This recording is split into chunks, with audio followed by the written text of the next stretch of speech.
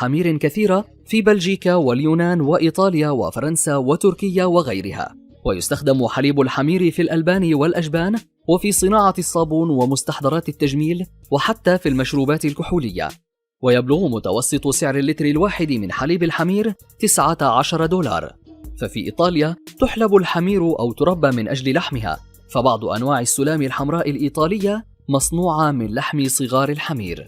ذكرت صحيفة التليغراف أن الباحثين والعلماء في جامعة نابولي بإيطاليا توصلوا إلى اكتشاف مذهل، وهو أن حليب الحمير مغذٍ جدا ولا يضاهيه أي نوع من أنواع الألبان في فائدته وقيمته الغذائية، وذلك لأنه يحتوي على لاكتوز أكثر ودهون أقل من حليب الأبقار، وبه نسبة عالية جدا من الكالسيوم، ويساعد في تقليل نسبة الكوليسترول بالدم وحماية القلب من الأمراض التي قد يتعرض لها، وذلك لأنه يحتوي على أحماض أوميغا 3 الدهنية.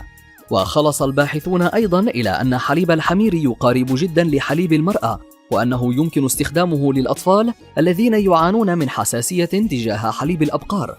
كما قال الباحثون الذين قدموا تلك النتائج في المؤتمر الأوروبي المختص بالبدانة والذي أقيم في تركيا أنه ينبغي تشجيع استهلاك حليب الحمير.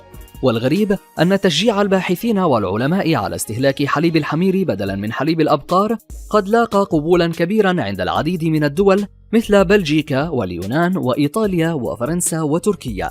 وتقع على رأس تلك الدول دولة إيطاليا، حيث باشرت بالفعل باستخدام حليب الحمير بدلا من حليب الأبقار في العديد من المنتجات، حيث قامت باستخدام حليب الحمير في صناعة الصابون ومستحضرات التجميل، وأدخلته في تصنيع المشروبات الكحولية وبعض أنواع السلام الإيطالية، وكذلك في تصنيع بسكويت أورولاتي الإيطالي. ويتم الترويج لهذا البسكويت المصنوع بحليب الحمير على أنه سهل الهضم، غني بالمعادن والألياف، وقليل الدهون، وأن كريم حليب الحمار توفر لك تجربة لذيذة جدا ولا تنسى. كما اتجهت فرنسا أيضا لاستخدام حليب الحمير، فأنتجت حلويات مصنوعة من حليب الحمير، واشتهرت صربيا بأشهر أنواع الجبن المدخن والمصنع من حليب حمير البلقان، ويصل سعر الكيلوغرام منها إلى 1250 دولار.